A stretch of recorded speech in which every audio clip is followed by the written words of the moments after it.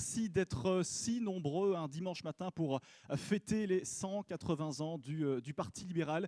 Ce qui fait donc de nous, on aime le répéter, mais le plus vieux parti d'Europe continentale. Alors aujourd'hui, vous allez le voir, on va revenir sur cette longue histoire. On va entendre des témoignages, des analyses, des discours, des parcours de vie. On va également entendre aussi beaucoup de propos très libéraux.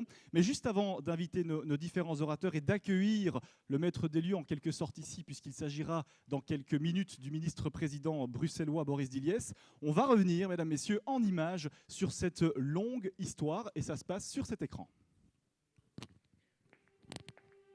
Peu le savent, mais notre parti politique est le plus vieux d'Europe continentale.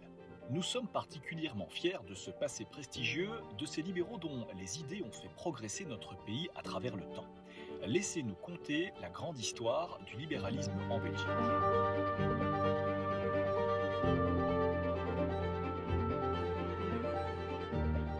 C'est le 14 juin 1846 qu'est véritablement né notre parti. Ce jour-là, une assemblée réunie à Bruxelles, dans la salle gothique de l'Hôtel de Ville, vote l'adoption du programme. C'est le tout premier parti de la jeune Belgique, et c'est même le tout premier parti fondé en Europe continentale. Eugène Defax, Charles Rogier, Théodore Verhagen, Walter Frère-Orban, Jules Barras et Paul Janson, ces grandes figures libérales de l'époque participent entre autres à la sécularisation de l'enseignement, à la rédaction de la Constitution belge et à la création de l'Université libre de Bruxelles, de la Banque nationale, du Crédit communal et de la Caisse générale d'épargne et de retraite, ainsi qu'aux premières lois réglementant le travail, dont notamment la diminution des heures de labeur et l'interdiction du travail des enfants. L'opiniâtre libéral Paul Janson est, quant à lui, le père du suffrage universel en Belgique. En 1940, Jeanne Brigode devient la première présidente du Parti libéral, ce qui fait d'elle la première femme à la tête d'un parti politique en Belgique. Elle est à l'origine de la fondation de la Fédération belge pour le suffrage des femmes et n'a cessé de se battre pour l'égalité des femmes. Durant la Seconde Guerre mondiale, notre parti, comme notre pays, a payé un lourd tribut avec la disparition de nombre de ses acteurs. Dans la droite ligne des systèmes d'épargne mis en place par des employeurs avant-gardistes depuis des décennies, Roger Motz, président du Parti libéral et fidèle disciple du britannique libéral William Beveridge, s'investit pour rendre un certain nombre d'assurances obligatoires. Ce système assurantiel, c'est l'acte de naissance de notre sécurité sociale, qui est voté officiellement en 1944 par les libéraux et différents autres partis. Le 21 mai 1965, le Parti libéral multiplie son score électoral et le nombre de députés à la Chambre augmente de manière spectaculaire. Ce triomphe est l'œuvre d'un homme, Omer Van Oudenhoove, et de sa décision en 1961 d'ouvrir le parti à des mandataires catholiques et donc d'attirer des électeurs catholiques. En 1967, Jean Rey devient le premier président de la Commission européenne, marquant le début d'une grande histoire d'amour entre notre parti et la construction européenne. Suite à un désaccord entre libéraux francophones et flamands sur le sort de Bruxelles lors de la régionalisation du pays, le Parti libéral implose en 1972. Non seulement les néerlandophones fondent un parti distinct, mais les libéraux francophones se scindent en plusieurs partis différents qui coexistent durant cette longue scène. Il faudra toute la détermination et tout le sens visionnaire de Jean Gol pour réunifier le Parti libéral francophone qui, en 1979, s'appelle alors le PRL.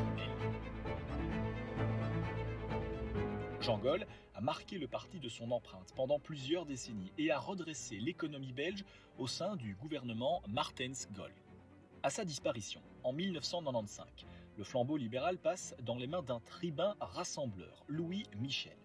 C'est grâce à son travail acharné et à son caractère bien trempé que le parti opère un retour triomphal à tous les niveaux de pouvoir en 1999, à l'aube du nouveau millénaire. C'est également à cette période que se tient à Charleroi le premier congrès de la fédération PRL-FDF-MCC. Enfin, après de longs débats internes, c'est le président du parti de l'époque, Daniel Ducarme, qui, en 2002, donne naissance au mouvement réformateur. En 2007, pour la première fois de son histoire, le MR dépasse électoralement le Parti socialiste. C'est l'œuvre de Didier Reynders, héritier spirituel de Jean Gol, et figure majeure du MR qui, en 2008, pilote la plus grande opération de sauvetage financier de l'histoire belge. En 2014, Charles Michel devient Premier ministre de la coalition suédoise et relance l'économie après la récession, tandis que, en 2017, sous la présidence d'Olivier Chastel, Willy Borsu prend la tête de la Wallonie, marquant le retour du parti au pouvoir régional après de longues années d'opposition. En 2019, Charles Michel accède à la présidence du Conseil européen et Sophie Wilmès devient la première femme première ministre et gère la crise du Covid. La même année, Georges-Louis Boucher est élu président du MR et le parti s'engage dans le gouvernement Vivaldi. Lorsque le Covid s'est éloigné, le gouvernement pratique un niveau de dépenses publiques trop élevé.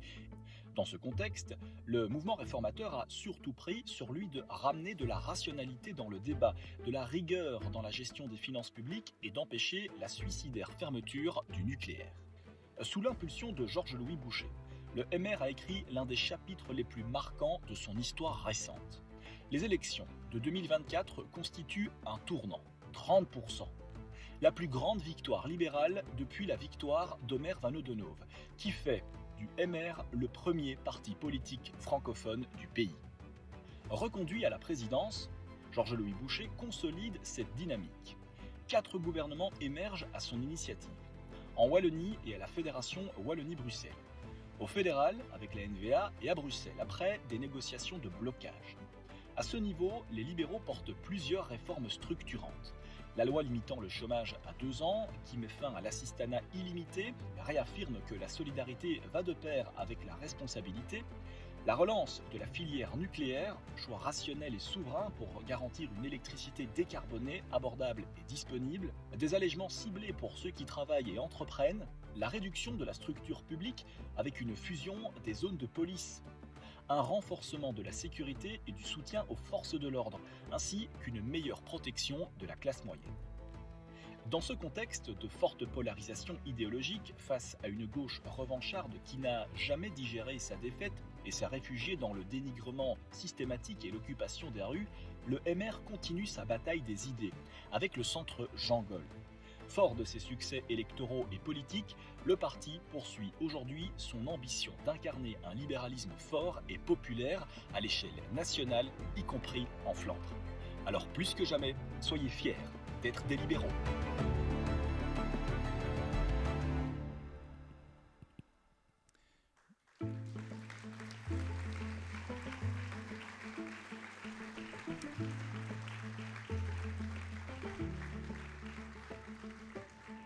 Merci donc d'accueillir le ministre-président bruxellois Boris Diliès.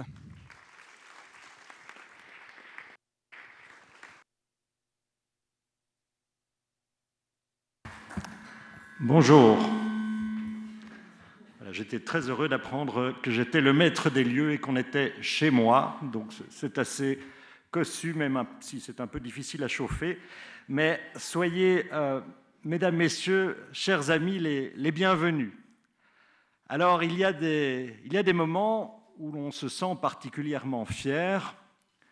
Aujourd'hui, je pense à beaucoup de pères qui se sentent probablement très fiers et je leur souhaite bonne fête. Et puis, il y a des moments où, aujourd'hui, eh bien, précisément, on peut se sentir particulièrement fier d'être libéral. Fêter les 180 ans du libéralisme ici, au Palais des Académies, un lieu qui incarne à lui seul les Lumières, la connaissance et le débat. On l'oublie parfois, mais le libéralisme est avant tout une philosophie de la tolérance. Les 2 premiers grands traités philosophiques consacrés à la tolérance ont d'ailleurs été écrits par des libéraux, Voltaire et John Locke. Ils affirmaient déjà que la liberté ne vaut que si elle s'accompagne du respect de l'autre et de la capacité à dialoguer avec ceux qui nous contredisent aussi. À l'heure où les certitudes se crispent, à l'heure où les débats se radicalisent, Cette tradition libérale est plus que jamais notre meilleur rempart contre les extrémismes. Elle nous rappelle qu'il faut apprendre à distinguer les idées des personnes, à comprendre avant de juger et à réformer sans déshumaniser. Liberté, responsabilité, solidarité. Je pense que s'il fallait résumer notre histoire en 3 mots, ce serait cela.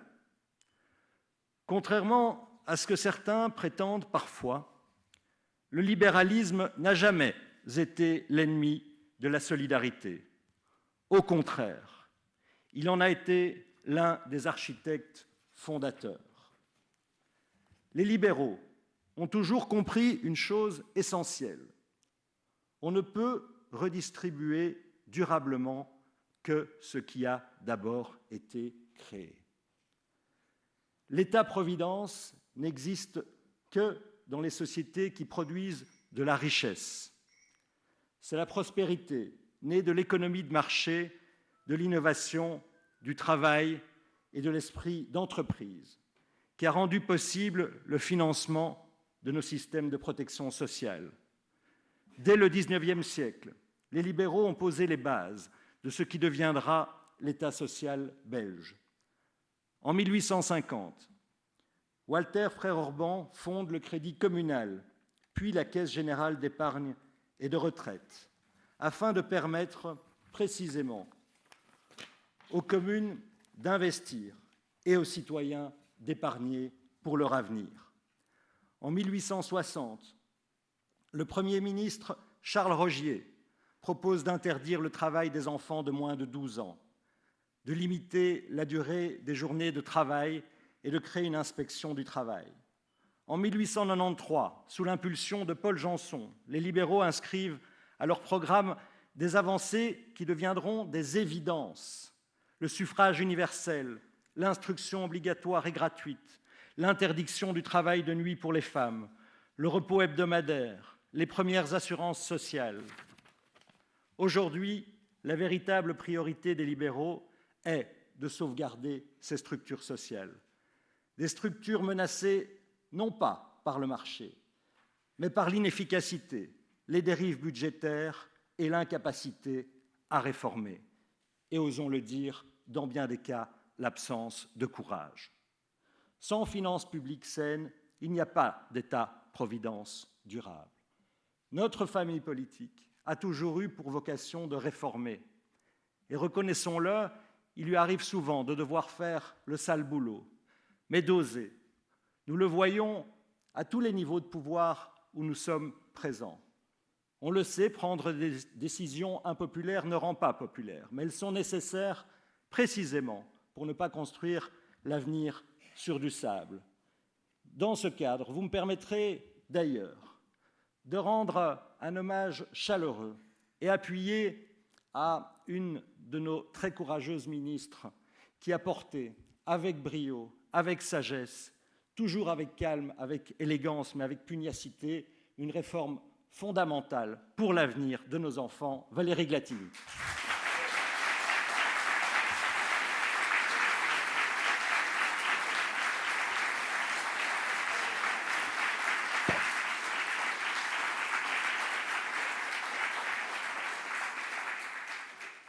Parce que le libéralisme parle à ce qu'il y a de plus profond en nous, le désir de prendre notre vie en main et de pouvoir un jour se retourner en se disant « j'en ai fait quelque chose ».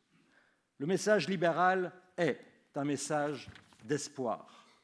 La démocratie libérale est sans doute le plus beau cadeau que nos prédécesseurs nous aient transmis, mais c'est aussi un travail quotidien. Nous avons donc un devoir, continuer à faire vivre cette démocratie, la défendre, la rendre lisible, accessible et efficace. Bruxelles est à cet égard un laboratoire, une ville qui compte autant de nationalités que notre parti compte d'années. Le libéralisme, c'est aussi la conviction que la diversité est une force. Je voudrais d'ailleurs en profiter pour remercier celles et ceux qui, ce matin, nourriront notre réflexion de leurs expériences diverses. Éric Don, dont l'audace et le génie entrepreneurial montrent que l'innovation peut servir le bien commun. Manaz Sherali, dont le combat pour les libertés fondamentales nous rappelle que la démocratie doit être défendue chaque jour. Mikola Tochitsky, ambassadeur d'Ukraine, qui incarne la résistance d'un peuple qui se bat pour sa liberté et pour les valeurs mêmes qui fondent notre famille politique. Je salue également notre président Georges-Louis Boucher, qui, vous le savez, porte avec conviction cette tradition libérale et l'inscrit dans l'avenir.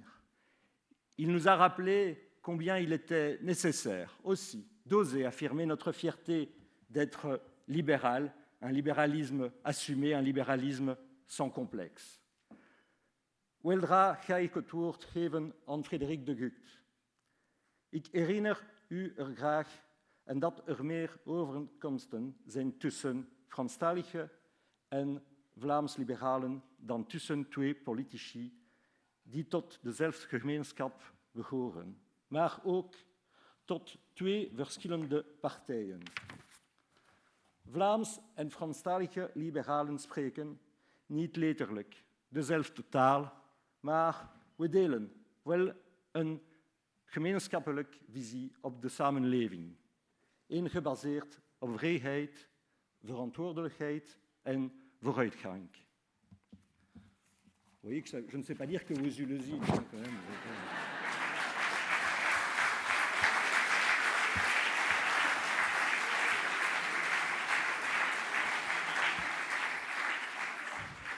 Il était temps que je la place. Depuis 180 ans, le libéralisme belge porte une conviction simple et forte, faire confiance aux femmes et aux hommes plutôt qu'à la fatalité. Ce n'est pas un héritage poussiéreux, c'est une force vive, une promesse pour l'avenir, parce que la liberté peut encore transformer nos sociétés, parce que la liberté peut encore les faire progresser, parce que la solidarité peut encore les renforcer.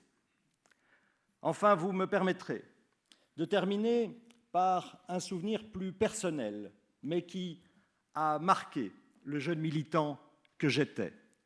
Je suis devenu membre de notre famille libérale dans les années 80, à la fin des années 80. Oui, je me suis fait membre quand j'avais 3 ans et demi.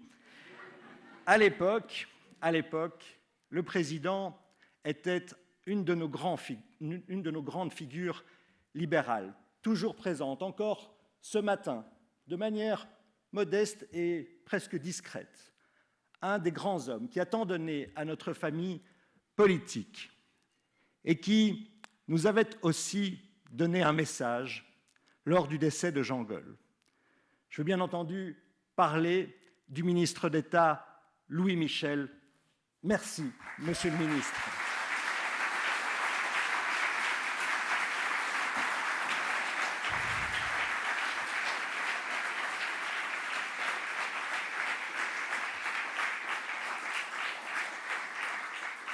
Le message que Louis Michel nous avait précisément délivré à Bruxelles en 1995, dans une situation et un moment évidemment ô compliqué, ô combien douloureux. Il nous avait dit « il ne peut plus y avoir qu'un seul mot d'ordre, l'union, la liberté et l'action ». Bon anniversaire.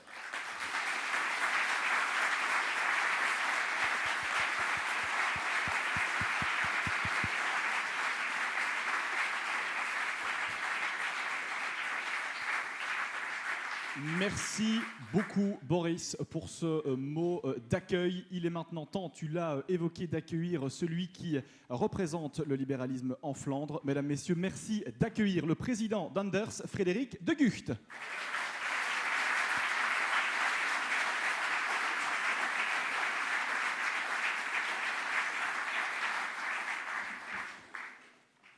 Je vais enlever ma veste si...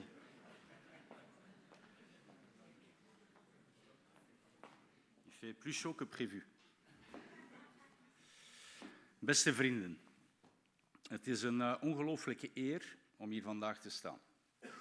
En als ik zo in de zaal kijk, moet ik eerlijk zeggen, voor een partij van 180 jaar oud zien we er nog verdomd goed uit. Er is duidelijk geen gebrek aan liberale levenskracht in deze ruimte. Ze zeggen wel eens dat wijsheid met de jaren komt. En na bijna 2 eeuwen politieke strijd mogen we onszelf gerust de meest ervaren gids van dit land noemen. Mais rassurez-vous, je ne vais pas faire un discours de 180 minutes aujourd'hui. Cet honneur revient à votre président, Georges Louis. Chers amis, chers libéraux, c'est un honneur immense de célébrer ce jalon historique à vos côtés.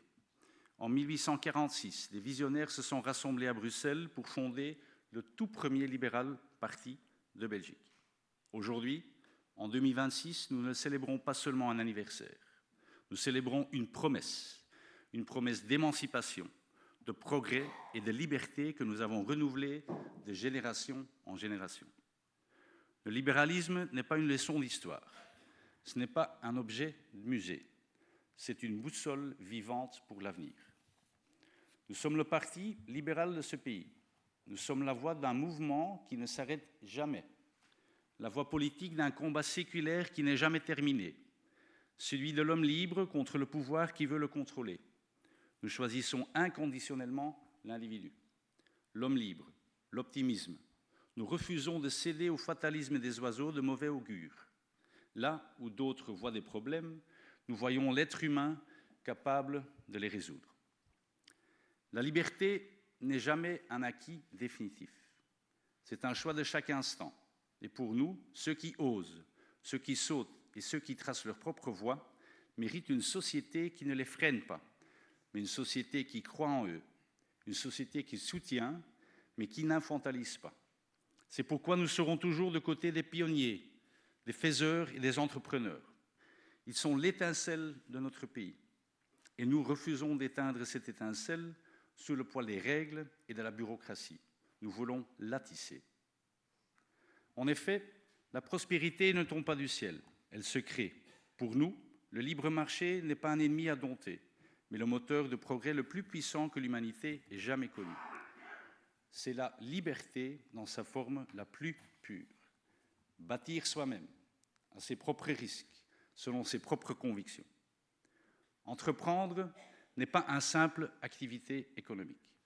C'est le moteur de la société et sa garantie absolue de survie dans un monde en mutation rapide. De overheid is voor ons geen instrument. Het is een hulpmiddel, nooit een doel op zich.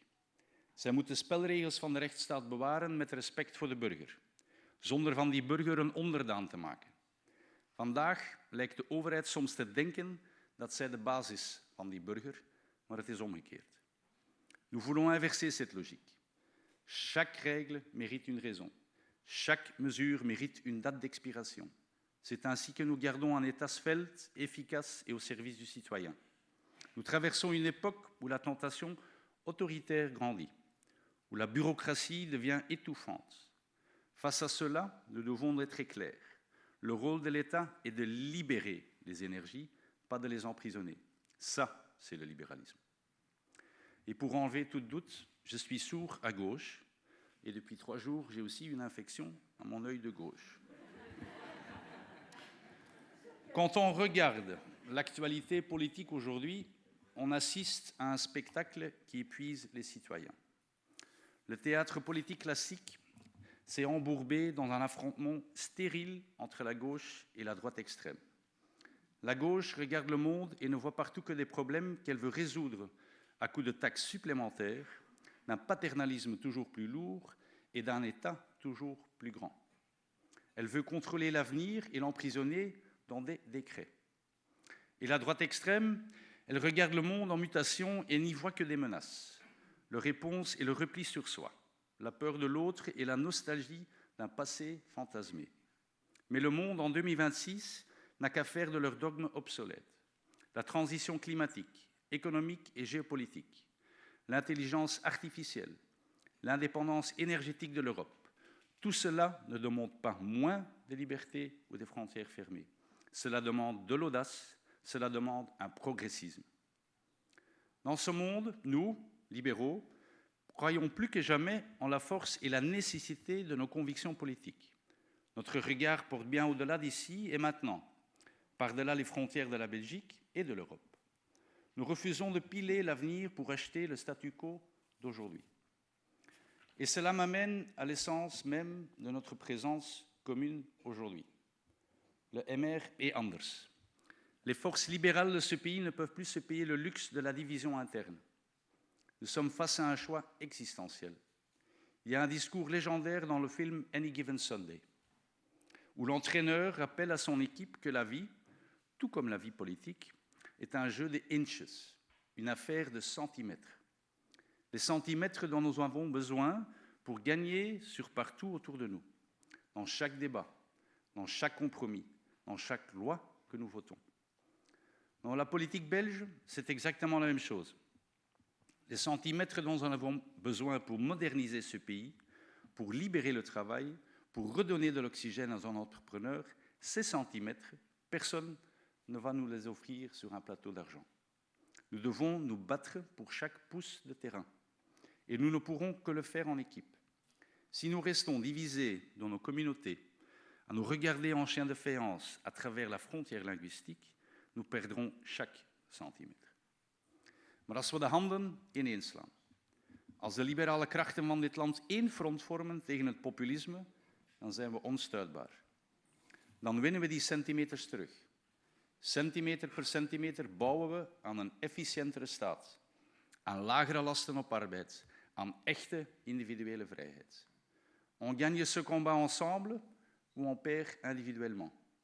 Et je ne sais pas ce qu'il en est pour vous, mais moi, je me suis engagé en politique pour gagner. Beste vrienden, chers amis, we vrezen de dag van morgen niet. We maken hem mogelijk. We bouwen vandaag aan de vrijheid van morgen, met open vizier, nooit bang van een wit blad. We laten ons niet gijzelen door het verleden, noch door de angst voor de toekomst. We zijn de uitdagers van het establishment, de verbinders in een verscheurde samenleving en de herdenkers van een modern land. Nous sommes venus ici aujourd'hui pour honorer 180 ans d'histoire, mais surtout pour écrire les 180 prochaines années. Ne laissons pas les extrêmes et les nostalgiques confisquer l'avenir de nos enfants. Avançons avec confiance, avec optimisme et avec cette certitude absolue que la liberté est la force la plus puissante de l'histoire humaine. Wij zijn uitdagers, verbinders, herdenkers. Wij zijn anders, autrement. Wij zijn de toekomst, nous sommes l'avenir. Merci beaucoup et vive la liberté.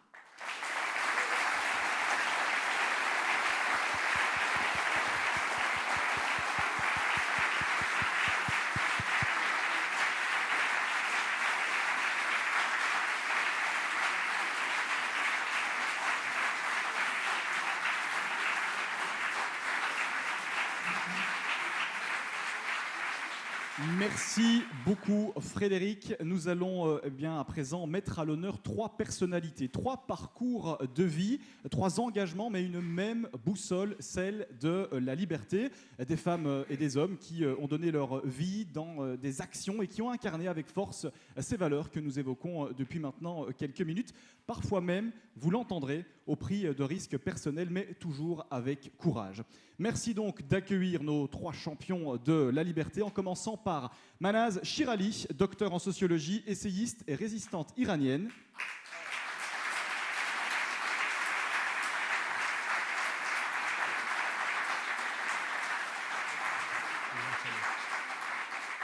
Suivi par Mykola Tochivsky, ancien ministre ukrainien de la Culture, aujourd'hui ambassadeur de l'Ukraine auprès du Conseil de l'Europe.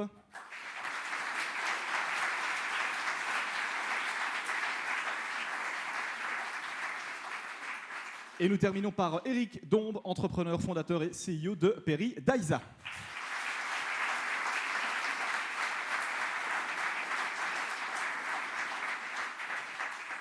Merci à tous les trois donc d'être présents avec nous ce matin. On va commencer avec vous, Madame Chirali. Vous êtes née à Téhéran, vous enseignez aujourd'hui à Paris, docteur en sociologie, je le disais, auteur de plusieurs ouvrages consacrés à l'Iran. Vous portez une parole lucide ce matin, à la fois inquiète et porteuse également d'espoir sur la situation iranienne.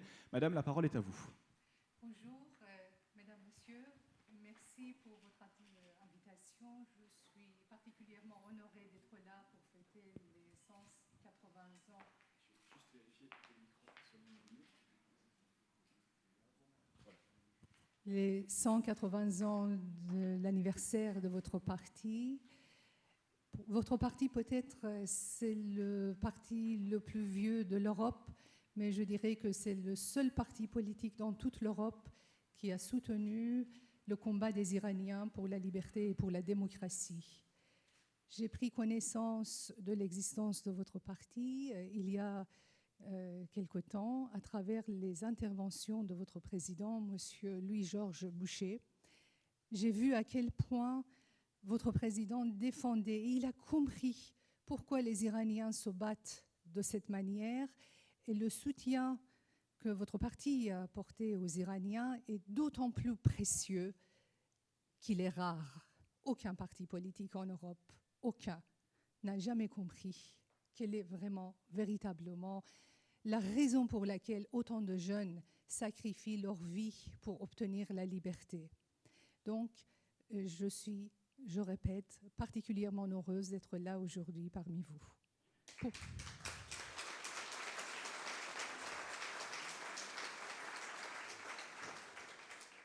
Pourtant, ma parole n'est pas celle d'une militante politique que je ne suis pas. C'est la parole d'une sociologue qui essaye de vous raconter une réalité sociale qui est bien différente par rapport à celle que nous vivons dans les pays civilisés, calmes et démocratiques en Europe. Aujourd'hui, les Iraniens subissent un régime pour le moins criminel qui commet systématiquement des crimes contre l'humanité. Les crimes contre l'humanité en Iran ne sont pas des anecdotes, ne sont pas des erreurs de parcours, ne sont pas des événements anecdotiques. Ça fait partie de l'ADN de la République islamique et ça n'a pas commencé hier, ça n'a pas commencé aujourd'hui. Cela fait 47 ans que les Iraniens subissent systématiquement, tous les jours, des crimes contre l'humanité. Et ce qui est étonnant, c'est que les pays les plus civilisés du monde, les pays démocratiques, l'Europe reste silencieux. C'est ça qui est étonnant. On ne comprend pas que dans un autre coin de la planète, dans un autre pays, les hommes et les femmes ont droit d'avoir la liberté et la démocratie. C'est pourquoi cette absence de soutien envers la lutte des Iraniens me paraît m'indigne. Ce n'est pas parce que je suis une militante. En tant qu'être humain, je ne comprends pas comment est-ce possible qu'on laisse mourir les jeunes de cette façon et on ne soutient pas leur lutte pour la liberté et pour la démocratie. Ce que nous avons vu les 8 et 9 janvier dernier, effectivement, c'était une catastrophe totale sur l'échelle de l'humanité. Des dizaines de milliers de jeunes et d'adolescents ont perdu la vie sur les balles réelles d'un régime qui voulait les étouffer.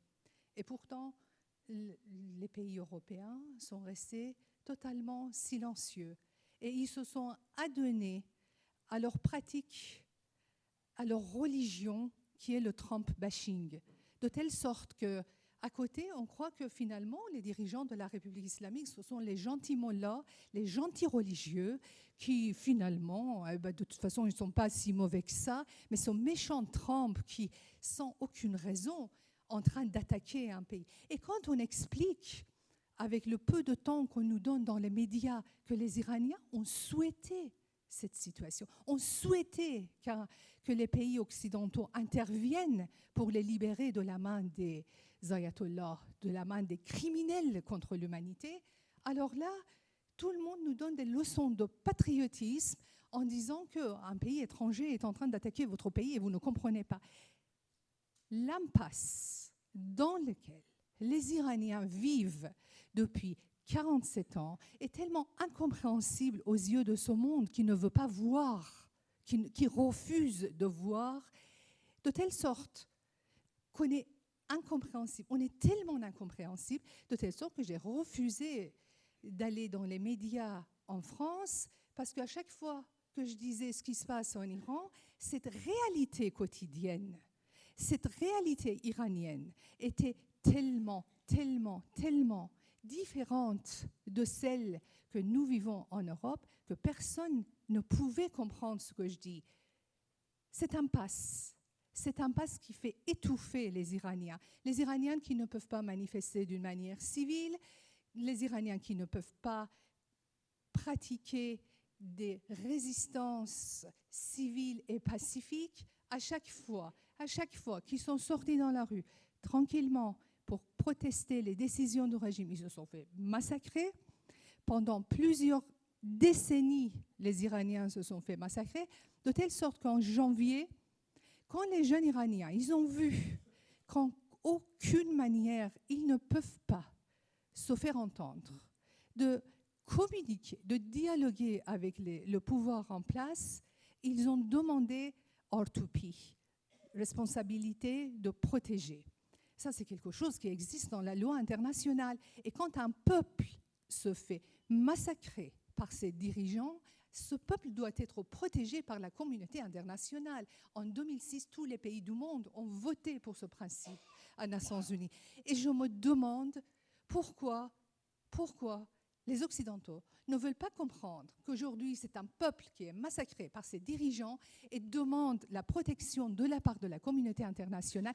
Aucun pays occidental n'a répondu aux Iraniens, sauf les Américains et les Israéliens, et on n'arrête pas de les critiquer. On ne veut pas voir ce qui s'est passé. On pense que les Iraniens vivaient une vie tranquille, heureuse, dans un beau pays, avec un ciel bleu, sans aucun problème. Et tout d'un coup, les méchants Américains et les méchants Israéliens ont attaqué ce beau pays. Et les Iraniens qui reçoivent de bras ouverts cette intervention, que j'appelle une intervention humanitaire, sont systématiquement critiqués comme des traîtres qui ne savent pas ce que c'est la patrie. Alors qu'aujourd'hui, la réalité iranienne, c'est une autre chose. C'est l'impasse totale en Iran. Les contestations civiles ne donnent pas de fruits. La seule réponse, c'est le massacre. Les Iraniens sont incapables d'organiser une résistance militaire face à ce régime. Ce régime est un régime sanguinaire, est un régime militaire qui a plusieurs expériences de guerre et de guerre civile au Liban, aussi en Syrie, en Palestine, partout. Ce sont des guerriers aguerris. Et de l'autre côté, ce sont les jeunes Iraniens, comme nos enfants qui vivent aujourd'hui ici, qui n'ont jamais appris des entraînements militaires, qui ne savent pas prendre une arme à la main. Comment ces Iraniens peuvent résister face à un régime qui a deux armées aguerries et qui tuent allègrement sans la moindre hésitation? C'est la raison pour laquelle l'intervention militaire des Américains et des Israéliens après le massacre des 8 et 9 janvier, des massacres qui ont été en train d'exploser de rage une société, cette intervention a été la bienvenue parmi les Iraniens. Une grande partie des Iraniens l'ont accueilli de bras ouverts. Et après, les Iraniens sont restés très dubitatifs face aux négociations. Aujourd'hui, les négociations que Donald Trump a engagées avec la République islamique est en train de donner leurs fruits. Je pense, je le souhaite, que Trump arrive à une capitulation de ce régime. Les termes de ce contrat, de cet accord, ne ressemblent pas à un accord, ressemblent plus à une capitulation. Et s'il arrive à désarmer ce régime sans guerre, ça serait tout à fait à son honneur. Merci beaucoup, Madame Sherali, pour ce témoignage. Alors, Monsieur Tochivski, la guerre, vous la connaissez aussi en Ukraine. Vous êtes ancien ministre de la Culture ukrainien. Racontez-nous aujourd'hui, monsieur, ce matin, quelle est finalement la place de la culture dans un pays en guerre. Et puis, au fond, ce conflit est-il, j'imagine, un combat final pour la liberté? On vous écoute. Oui, allez-y. Bonjour, Monsieur le Président, Monsieur le Ministre-Président, Madame la Ministre, Monsieur le Ministre d'État, chers membres de la Partie libérale. C'est un plaisir pour moi et aussi une grande occasion en tant que personne qui a servi déjà depuis 33 ans à mon pays à parler pendant cette 180e anniversaire de votre parti libéral. Le plus ancien en Europe, elle est particulièrement symbolique de réfléchir à ce que signifie aujourd'hui la liberté et aux enjeux auxquels elle est confrontée en Europe. Conception de la liberté, comme la liberté même, n'est jamais acquise. Ce n'est pas un concept abstrait, c'est une réalité fragile qu'il faut protéger chaque jour et au prix le plus lourd. En réfléchissant à la conception de la liberté, je pense aux hommes et aux femmes qui donnent chaque jour leur vie sur le front. Je pense aux professeurs qui continuent à donner des cours. Je pense aux artistes qui contribuent au développement de notre culture quand les missiles cherchent à la détruire. Ils le font presque chaque jour. C'est précisément à travers la culture que ces traditions continuent de vivre.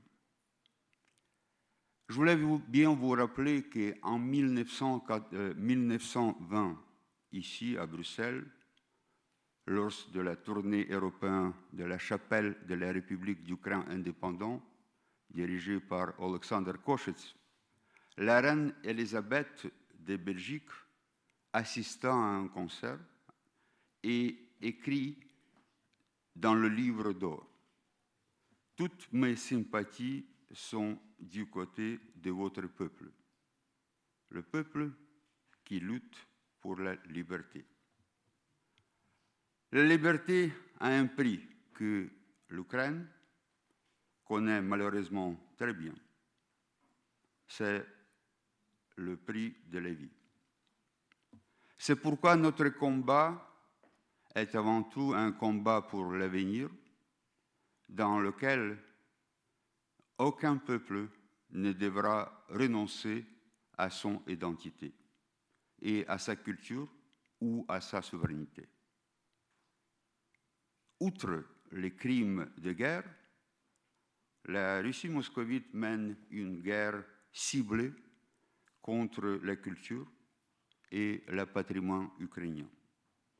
Certains pourraient penser qu'en temps de la guerre, la culture devient un sujet secondaire. Toutefois, elle occupe une place primordiale dans notre résistance, car elle constitue un vecteur d'autodétermination du peuple, ainsi que les attentes qui lui sont portées constituent des attentes à l'existence même de la nation. Les attaques russes visent les sites culturels, ne sont pas des bombardements isolés. Elles s'inscrivent dans une stratégie délibérée d'épuration culturelle dont le but est d'effacer les racines historiques, les valeurs et le patrimoine, la littérature, la tradition et surtout la langue et le souvenir du peuple. Selon le dictateur russe, il n'existerait pas d'identité nationale ukrainienne distinct que celle de la Russe. Depuis des siècles, l'objet de Moscou est de s'approprier le patrimoine ukrainien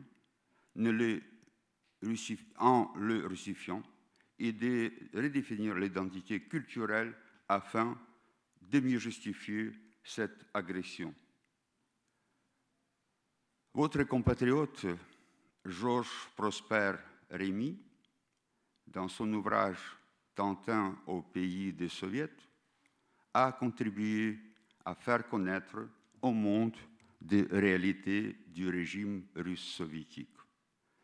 À travers l'œuvre d'Hergé, des générations de lecteurs ont découvert les mécanismes de répression, de collectivisation forcée, de propagande, les tragédies qui ont marqué le peuple soumis au pouvoir soviétique, dont la famine, la grande famine au Golodomor qu'on appelle en Ukraine. Près de siècles après sa publication, son message demeure d'une actualité assez saisissante. La lutte contre la propagande, la falsification de l'histoire, les tentatives d'effacement de l'identité d'un peuple restent plus que jamais d'actualité pour les Russes.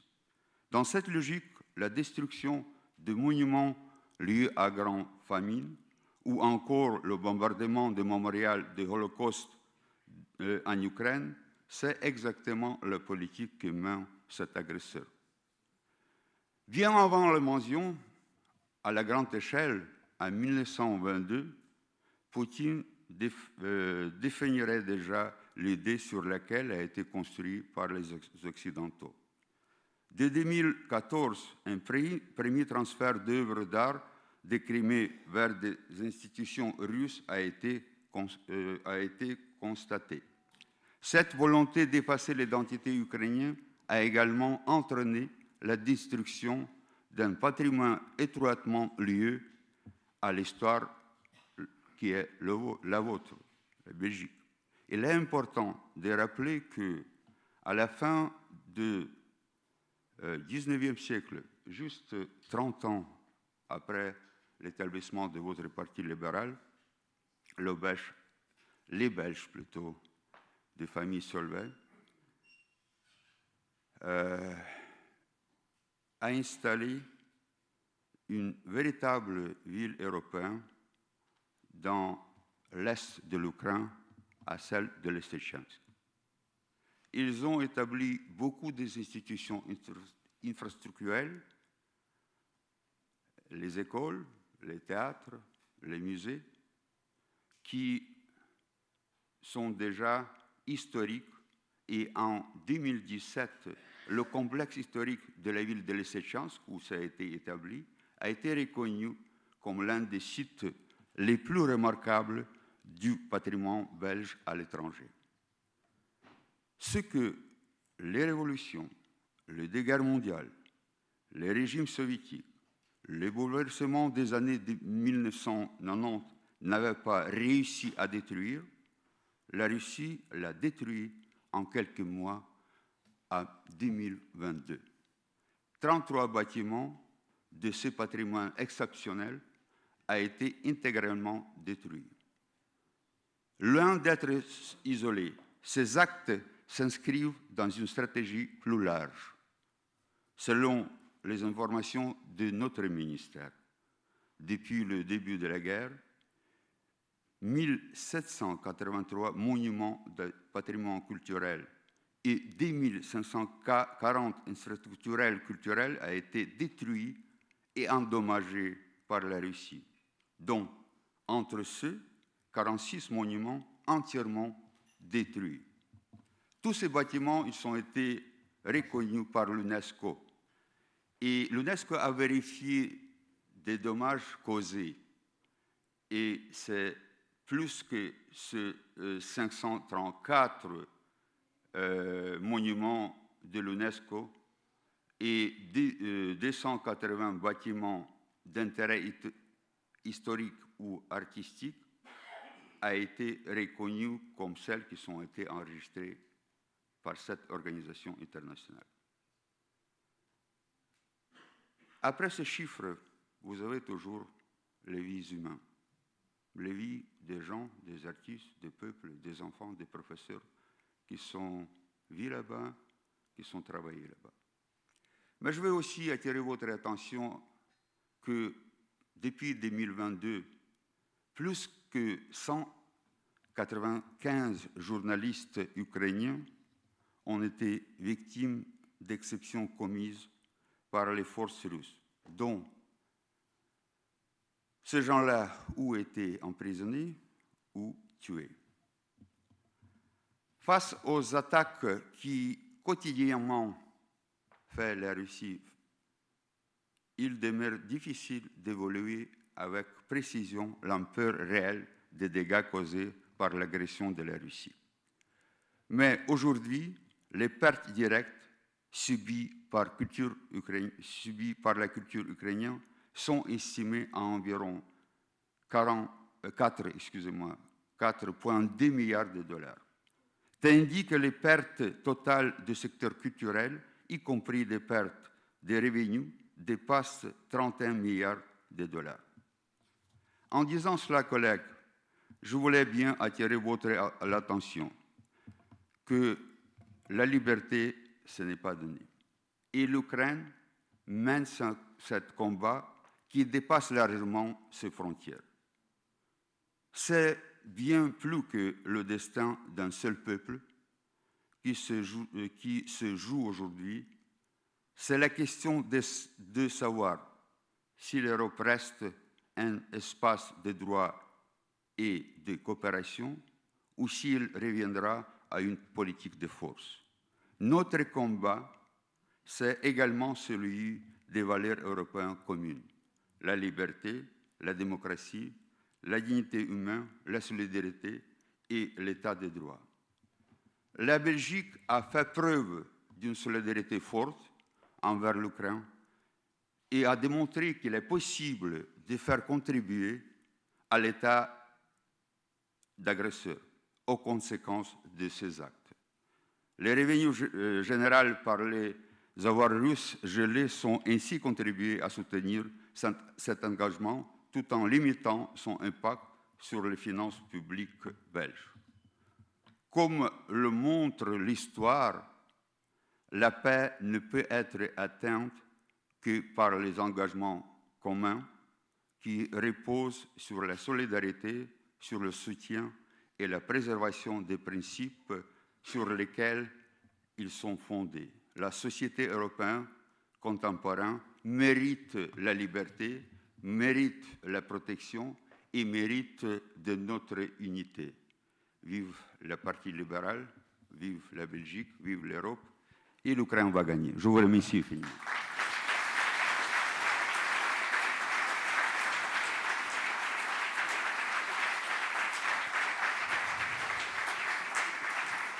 Merci, Monsieur Tochivski, pour ce témoignage inspirant. Place maintenant à un tout autre type d'engagement, celle de la liberté d'entreprendre. Éric Dombes, vous incarnez véritablement cela avec cette vision qui est devenue une véritable réalité, Peridaisa aujourd'hui. Monsieur Dombes, on vous écoute sur cette inspiration à entreprendre dans notre pays. Merci beaucoup pour votre accueil ce matin. En fermant les yeux, j'ai l'impression de revivre quelques souvenirs de mes voyages le long de la ceinture équatoriale avec les moustiques en moins. En rentrant dans ce bâtiment, je me suis demandé combien d'ambition, combien de peur, combien d'espérance avaient traversé ces murs. Votre mouvement, que vous célébrez aujourd'hui, est né dans cette ville, tout près d'ici, il y a 180 ans, dans les pas de quelques hommes qui avaient décidé qu'une idée valait la peine que l'on lui consacre sa vie. Les empires sont tombés, les régimes ont changé, bien des convictions se sont effondrées et votre mouvement est toujours debout. À travers les crises, les guerres, les modes, et les découragements, des femmes et des hommes ont continué à croire que la liberté est la première condition de la dignité humaine. Je me suis demandé en rentrant ici ce que pourrait dire un créateur de jardin à celles et ceux qui ont choisi de servir. Quelqu'un qui crée suit sa vision. Un responsable politique n'a pas ce luxe. Il doit répondre de tout, devant tous, à tout moment. Et il arrive que de devoir répondre de tout, devant tous, à tout moment, coûte très cher. Moi, quand je veux déplacer un arbre dans mon parc, parce que je sais qu'il sera mieux ailleurs, je le déplace. Vous devez convaincre l'arbre de bouger.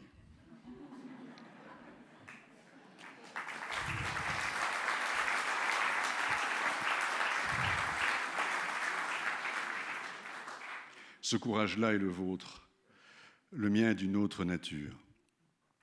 Voici mon témoignage. Lorsque j'avais 32 ans, on m'a montré des ruines au milieu de nulle part, les ruines d'une abbaye du XIIe que personne ou presque ne voulait plus. J'ai cédé les clés de mon entreprise de conseil à mon associé parce que je ne voulais plus conseiller. Je voulais revoir et aimer à nouveau le monde comme je l'avais connu enfant. Alors, je l'espère, pas sous l'effet d'une démence soudaine, sous l'effet d'un regret et d'un souvenir très simple. Les enfants voient vrai. Ils voient ce qui est beau. Ils sentent d'instinct ce qui mérite d'être aimé. Alors, j'ai emprunté tout ce que je pouvais, j'ai acheté ces ruines dont je voulais faire un jardin d'oiseaux. Et on m'a dit, trop grand, trop cher, trop risqué. On a même attaqué ce projet devant les tribunaux, au point que nous nous sommes demandé pendant des années quand son assurance pourrait être, quand son existence, pardonnez-moi, pourrait être assurée. Et je dois vous avouer qu'aujourd'hui encore, je ressens à quel point il s'est fallu de peu. Il s'est fallu de peu pour que cette abbaye demeure en ruine et pour que rien de ce qui existe aujourd'hui n'existe jamais. Mais il y a des lieux qui vous tiennent et qui refusent que vous les abandonniez. Alors vous avancez et vous trouvez, chemin faisant, des femmes et des hommes prêts à y croire avec vous. Peridaisa, ce sont des milliers de femmes et d'hommes qui ont travaillé, construit, planté, pris soin, accueilli dans notre jardin des mondes. Parce qu'il y a une force immense dont notre époque parle trop peu. La beauté. Pas la beauté décorative, bien entendu. La beauté qui désarme. Celle qui fait tomber le cynisme, la fatigue et parfois même la peur. À présent, le parc accueille des millions de visiteurs chaque année. Ce qui me touche le plus, ce n'est pas le nombre, bien entendu. On s'y habitue. En longeant les allées du parc, je vois souvent un garçon, une petite fille, qui prend sa maman ou son papa par la main pour lui montrer un animal qui le regarde et pour lui restituer quelque chose qu'il avait perdu, les yeux. Sous le temps de l'enfance, nous savions voir. Et puis après, on a appris à commenter, à juger, à classer, à tuer ce qui existe. Celui qui tente quelque chose s'expose totalement. Il expose ses erreurs, il expose parfois aussi ce qu'il a de plus précieux, ses intentions. Ceux qui jugent saignent moins. Mais voyez-vous, lorsqu'une société décourage celles et ceux qui tentent quelque chose, elle perd bien plus qu'un projet. Elle perd des entreprises qui ne seront jamais nées, des livres qui ne seront jamais écrits, des jardins qui ne seront jamais plantés, des découvertes qui ne seront jamais faites. Et il y a pire encore. Les rêves que l'on abandonne ne meurent pas d'un coup. Ils se retirent sur la pointe des pieds, ils laissent des regrets, et puis des fantômes, et puis une manière de ne plus se reconnaître. Je connais ces silences. Ils m'appartiennent aussi. Vous me faites l'honneur de m'inviter aujourd'hui sans me demander de devenir quelqu'un d'autre que ce que je suis, libre. Mon engagement est celui de la beauté et du vivant. Et pourtant, il m'est arrivé de manquer de courage pour parler lorsqu'il était important que je parle, de défendre davantage quand il était encore temps, et de dire plus clairement ce que je savais juste. On subsiste à tout cela.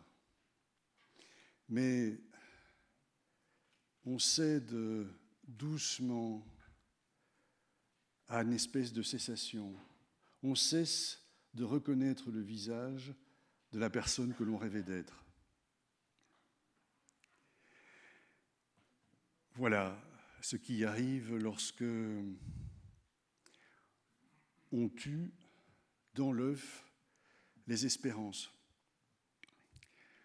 Je ne crois pas que les sociétés déclinent lorsqu'elles manquent d'intelligence. Je crois qu'elles déclinent lorsqu'elles manquent de courage.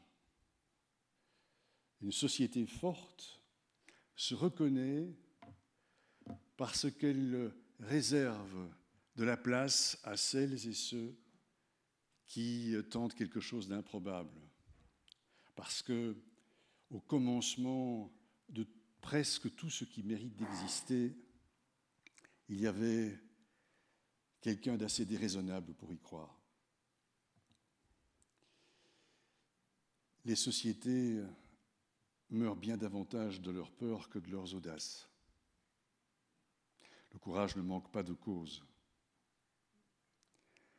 Les hommes et les femmes, parfois, manquent d'eux-mêmes.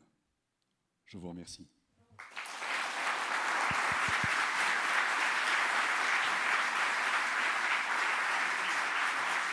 Merci à tous les trois. Vous pouvez retourner dans le public. Merci vraiment pour ces témoignages inspirants. Merci beaucoup. Allez-y, merci à vous.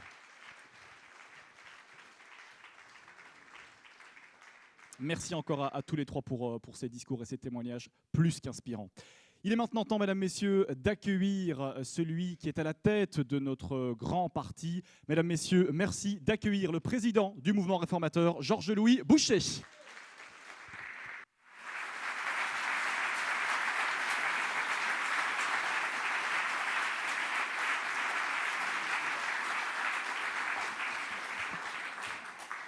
Bonjour à toutes, bonjour à tous. Merci pour votre accueil. Merci également aux témoignages qu'on vient d'entendre, parce que je crois que ça a dû susciter chez vous, peut-être pas la même émotion, mais en tous les cas, une émotion, une réflexion un engagement également. C'était des mots importants.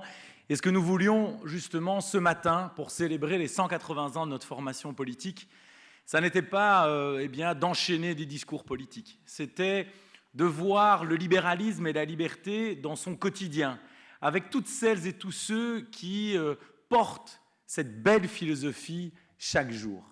Alors, aujourd'hui, on me disait, c'est un peu particulier d'organiser un tel événement le jour de la fête des pères. Mais finalement, et j'en profite pour souhaiter une bonne fête des pères à tous ceux qui ont la chance de l'être dans cette salle, mais finalement, est-ce qu'il y a une plus belle journée pour célébrer nos pères fondateurs? Il y a 180 ans, jour pour jour, on a eu une poignée de gens, souvent des hommes, malheureusement à l'époque. On s'est perfectionné par après, puisqu'aujourd'hui, nous avons autant de ministres féminins que masculins. Eh bien, ils se sont réunis pour porter un idéal politique. Et 180 ans plus tard, la question qu'on doit se poser, c'est de savoir s'ils seraient fiers de ce qu'ils ont construit. Alors, je pense qu'on peut déjà les rassurer sur un point, c'est que la philosophie libérale est la seule philosophie politique dans l'histoire de l'humanité qui a fonctionné. C'est la seule.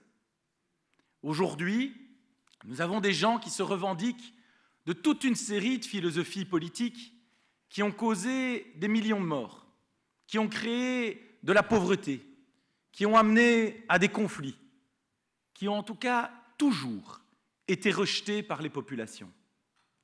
Le seul régime politique qui n'a jamais donné lieu à un renversement par le peuple et donc un rejet, c'est le modèle libéral. C'est le modèle libéral qui, pourtant, est si exigeant. Parce qu'aujourd'hui, on pourrait s'interroger, pourquoi cette philosophie qui a fonctionné, celle qui a donné et porté tant de fruits, que je développerai par après, est à ce point critiquée.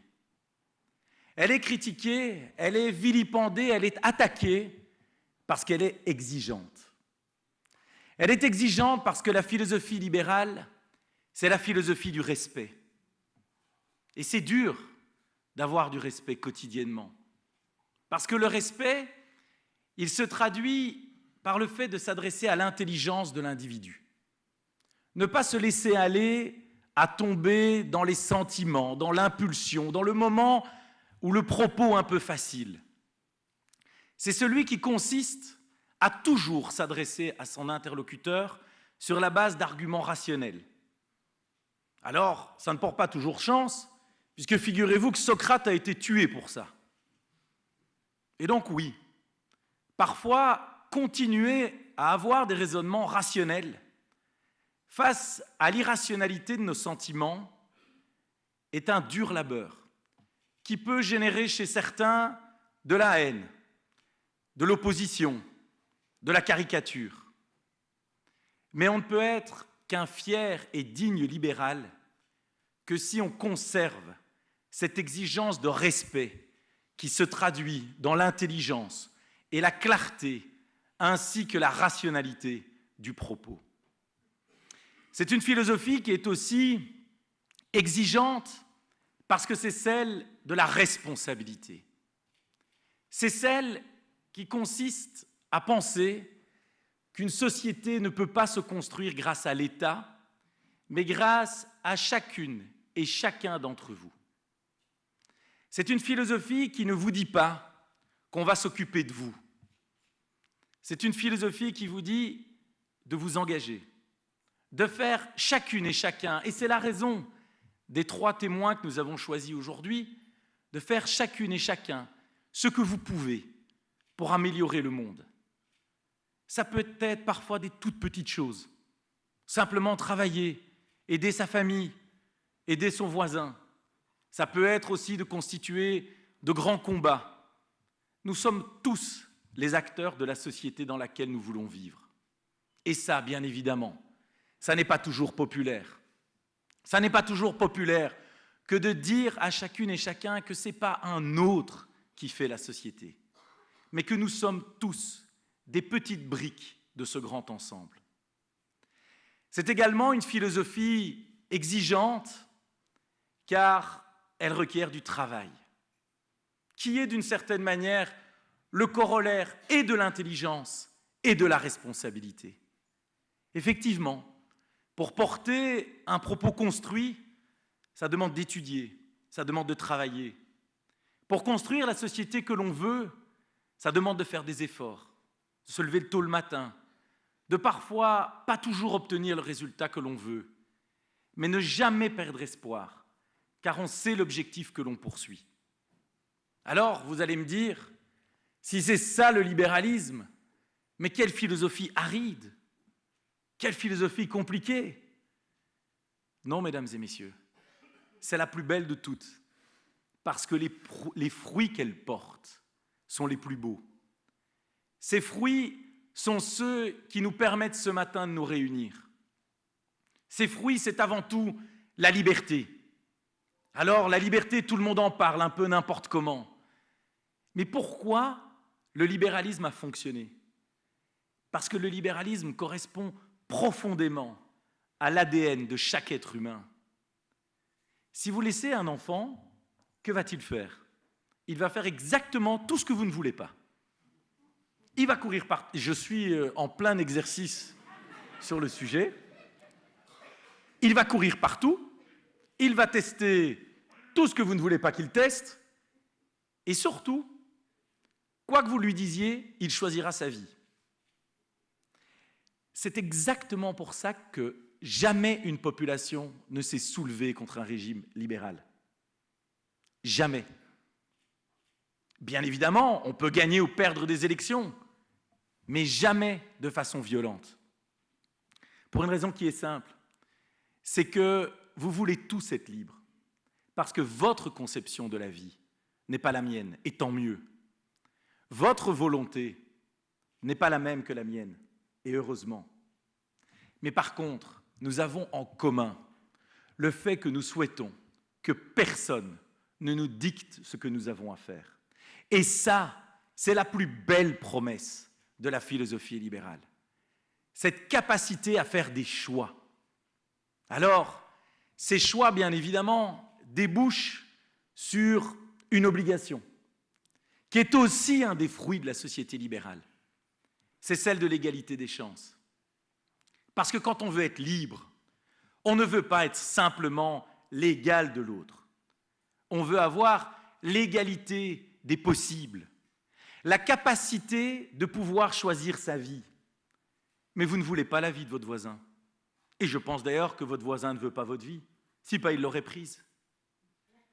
L'égalité des chances, c'est ce qui permet, à travers la culture, à travers l'enseignement, de pouvoir s'épanouir, d'obtenir les outils pour choisir sa vie. Alors, on ne va pas vous dire le choix que vous devez faire, mais on doit faire en sorte que, quels que soient les choix que vous posiez, vous ayez les outils d'y répondre. C'est la raison pour laquelle, aujourd'hui, je voudrais saluer le travail de l'une d'entre nous. Parce que oui, l'enseignement est la pierre angulaire du projet libéral. Vous ne pouvez pas vous dire libéral si vous ne souhaitez pas que chaque enfant obtienne les compétences de base. On ne peut pas se dire libéral si on veut la liberté pour soi, mais qu'on ne donne pas la capacité aux autres de pouvoir en bénéficier. Alors aujourd'hui, si on veut aider l'enseignement, il faut renforcer l'autorité, parce que c'est une règle fondamentale si on veut avoir la discipline et le sens des responsabilités. Il faut renforcer également l'exigence, parce qu'on doit préparer les jeunes générations à affronter un monde qui n'est pas toujours simple, mais qui est rempli d'opportunités. Mais on doit aussi et surtout, et c'est certainement une des lignes conductrices de notre action politique, faire en sorte que cette école soit de qualité aujourd'hui, mais aussi demain. Et donc oui, mesdames et messieurs, la responsabilité, c'est de continuer à garantir un financement de cet enseignement. C'est de continuer à garantir une organisation qui est tenable. C'est de faire en sorte de préparer l'enseignement aux défis du futur, qu'ils soient à la fois technologiques, mais aussi ceux, par exemple, de dénatalité ou d'apprentissage de nouveaux métiers. Alors oui, faire ces choix sont parfois compliqués. Faire ces choix ne rend pas toujours populaire à l'instant, mais faire ces choix font la grandeur, la dignité et le sens des responsabilités que tout responsable politique devrait avoir. C'est la raison pour laquelle je vous demande vraiment d'applaudir très chaleureusement Valérie Glatini.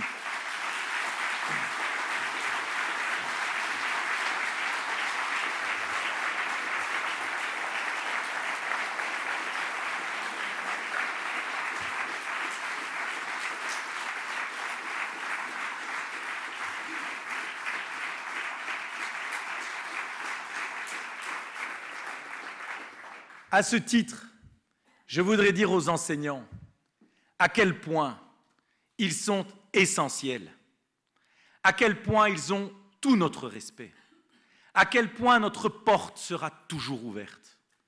Car les enseignants sont sans aucun doute les femmes et les hommes qui ont la plus grande responsabilité dans ce pays, celle de former les nouvelles générations.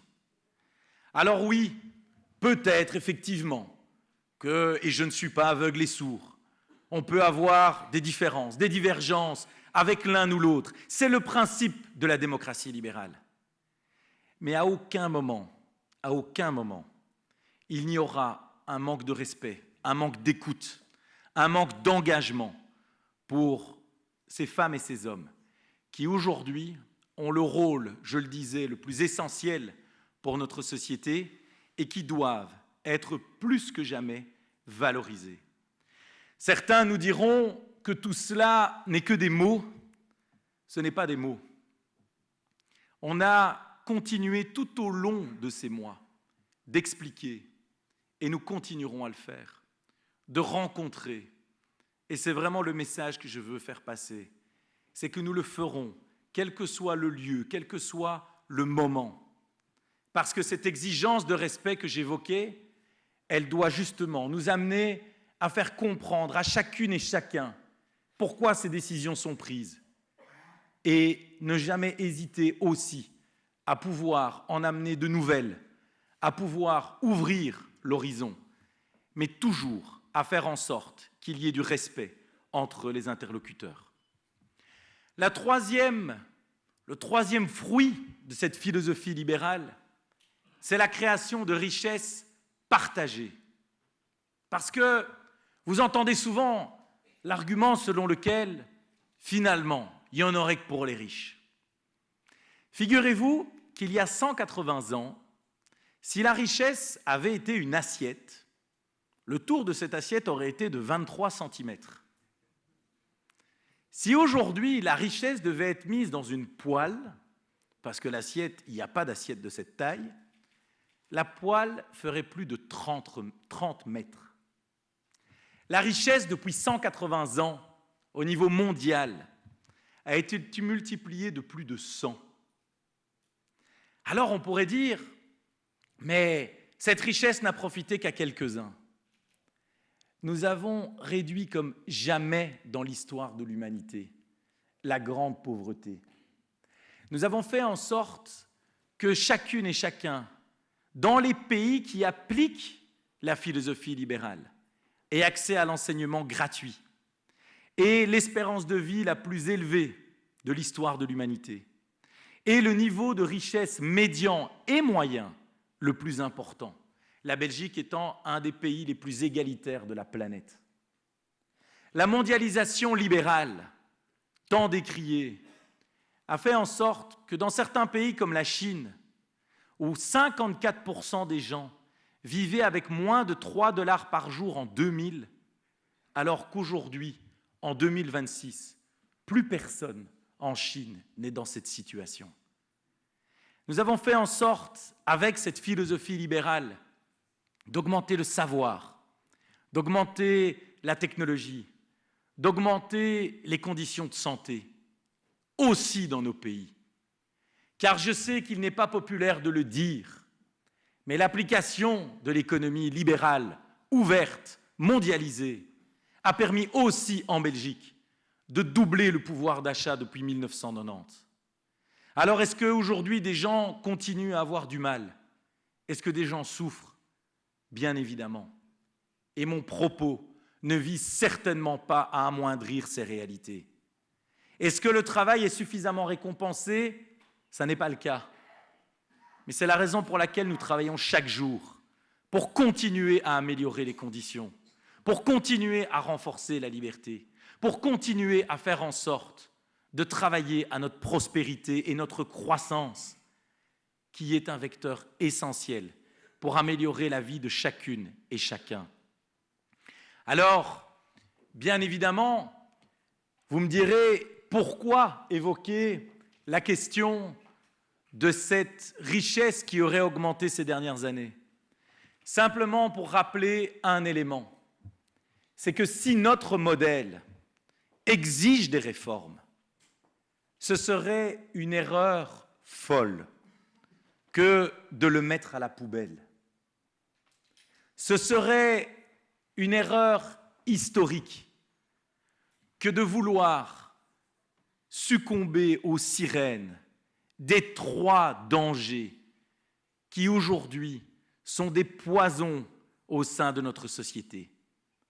Ces 3 dangers sont ceux de l'individualisme forcené, du radicalisme religieux et de l'extrémisme politique. Car oui, en tant que libéral, nous avons le devoir de rappeler qu'une société libérale n'est pas celle de l'individualisme à tout crin. Une société libérale dans la tradition belge est celle qui crée les conditions de la liberté pour chacun et qui demande à tous, à ce titre, de renoncer à quelques principes individuels pour favoriser une vie collective qui développe le bien-être pour tous. Il ne faut pas croire que dans la philosophie libérale, c'est le chacun pour soi. C'est une vision radicale qui n'a strictement rien à voir avec notre formation politique, qui n'a strictement rien à voir avec la tradition de nos pères fondateurs qui, comme vous l'avez vu dans le film introductif, ont été les premiers à organiser la régulation la plus légère, la plus efficace possible, mais la plus indispensable, si on veut que l'égalité des chances puisse être une réalité. Le poison également aujourd'hui du radicalisme religieux. Et je suis fier, mesdames et messieurs, d'être à la tête d'un parti, du dernier parti francophone, à véritablement défendre la neutralité de l'État. Le libéralisme n'est pas contre les religions, mais le libéralisme, exactement dans l'application de cette lutte contre l'individualisme forcené, le libéralisme sait que pour que chacun ait une liberté religieuse, l'État doit faire en sorte de ne pas en avoir. Le libéralisme sait que pour que chacun puisse exercer son culte, l'État doit faire en sorte de n'en favoriser ni d'en pénaliser l'un ou l'autre. C'est la raison pour laquelle, plus que jamais, nous devons lutter pour que notre État n'ait ni orientation philosophique, ni orientation politique, et encore moins d'orientation religieuse, mais soit uniquement conduit par l'état de droit. Le droit, cette règle qui s'applique à chacune et chacun, cette règle qui est le fruit d'un consensus social, cette règle qui est l'expression d'une volonté sociétale. Alors bien évidemment, ce radicalisme religieux est aujourd'hui un des trois dangers qui, et c'est une particularité de ces poisons, renforcent les autres. Aujourd'hui, le radicalisme religieux est un moteur pour certains extrémismes politiques de droite, de considérer que l'autre serait un danger.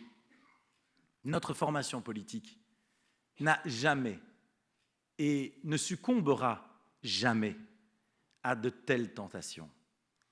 Notre formation politique érige autant la liberté d'expression qu'elle fixe à tout jamais le fait de ne pas collaborer ni avec l'extrême droite, ni avec l'extrême gauche.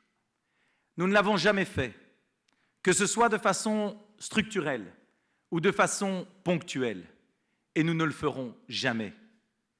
Pour les libéraux, obtenir même une majorité ponctuelle d'un tiers pour renvoyer un texte au Conseil d'État ou voter un point qui nous tient à cœur comme la suppression du Sénat ne peut se faire avec les extrémistes.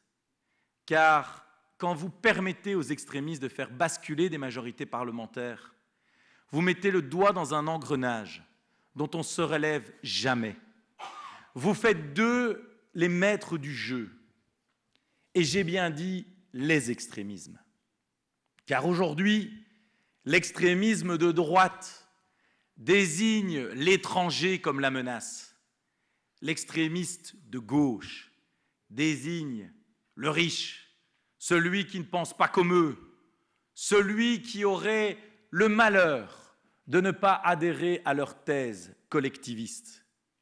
Alors oui, ces deux philosophies, et je le réaffirme ici, doivent être mises sur un pied d'égalité.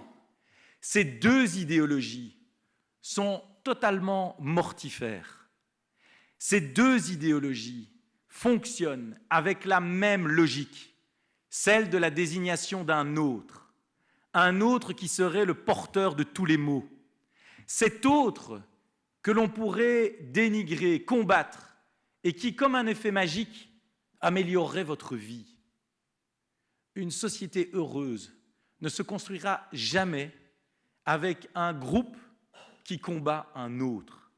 L'histoire l'a suffisamment montré. Une société heureuse est celle qui considère l'individu non pas par ses origines, non pas sur une question de religion, non pas sur une couleur de peau. Une société heureuse, c'est celle qui considère l'individu dans ce qu'il exprime, dans ce qu'il fait, dans sa différence. C'est la raison pour laquelle, mesdames et messieurs, nous devrons être extrêmement forts et courageux. Car je ne vais pas vous cacher que ces derniers temps, je suis assez sidéré par le manque de respect et d'intelligence dans le débat public. Assez sidéré sur l'absence de prise de responsabilité de certains.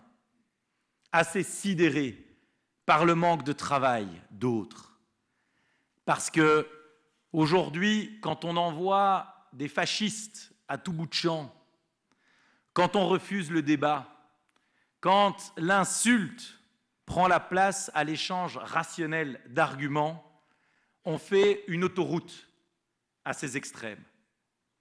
Alors, sur le long terme, je vous dirais que je ne suis même pas inquiet. Parce que ces extrêmes finissent toujours par s'autodétruire. Ils grandissent, grandissent, grandissent, et puis se mangent eux-mêmes. Mais quels seront les dégâts entre-temps? C'est pourquoi, mesdames et messieurs, nous avons une responsabilité qui est très présente. Celle, dans les 3 prochaines années, de continuer à faire les réformes courageuses. Celle aussi, dans cette même période, chaque jour, d'aller expliquer, d'aller convaincre. Parce que, je vous l'ai présenté, notre philosophie politique est exigeante. Elle doit être expliquée. Elle doit être démontrée. Elle le démontre d'ailleurs chaque jour par ses résultats. Mais pour cela, mesdames et messieurs, il faudra la mobilisation de chacun. Parce que ma conviction aujourd'hui, c'est que le mouvement libéral est plus que jamais indispensable au pays. Ça tombe bien, parce que 180 ans plus tard, le mouvement libéral n'a jamais été aussi fort. Nous sommes présents dans tous les gouvernements. Le centre de gravité du débat politique en Belgique, et en particulier en Belgique francophone, tourne autour de nous. C'est un immense honneur, mais c'est aussi une très grande responsabilité. Alors, ne gâchons pas ce moment. Ne nous laissons pas aller dans la facilité. Ne nous laissons pas emporter par le bruit. Le bruit ne reste que du bruit. Mais nous devons suivre notre projet. Nous devons être fidèles à notre exigence. Nous devons travailler et travailler encore plus. Parce qu'en 2029, nous devons avoir une Belgique réformée. Et en 2029, mesdames et messieurs, je vous l'annonce, nous gagnerons les élections. Nous gagnerons les élections parce que je suis certain que les gens sauront reconnaître ceux qui ont eu le courage de prendre leurs responsabilités, ceux qui auront eu le courage d'avoir un projet de société cohérent et constant, ceux qui auront eu le courage de porter la responsabilité au service de la liberté. Un joyeux anniversaire à toutes et à tous. Soyez fiers d'être des libéraux.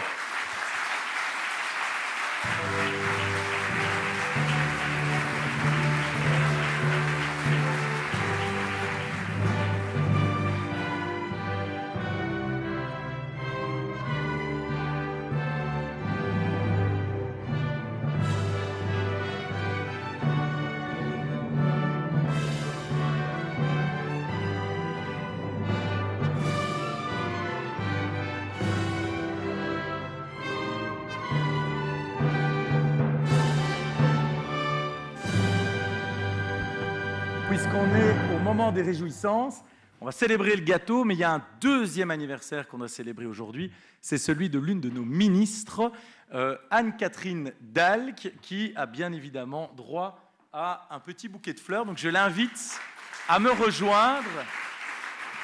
Alors,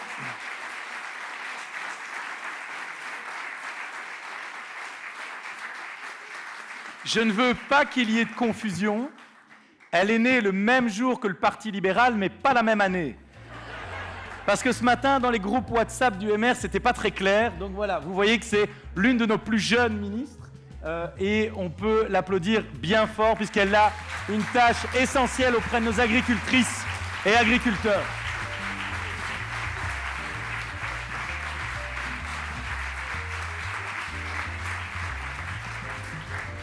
J'invite également à me rejoindre Frédéric de Gucht pour couper le gâteau.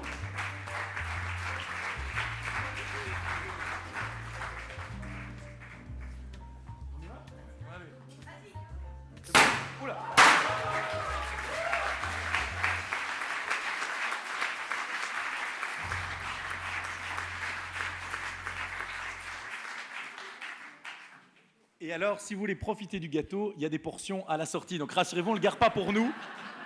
Parce que la philosophie libérale est aussi généreuse. Bonne fête des pères, un très bon dimanche à toutes et à tous. Merci beaucoup. Et on se retrouve dans la salle juste en face.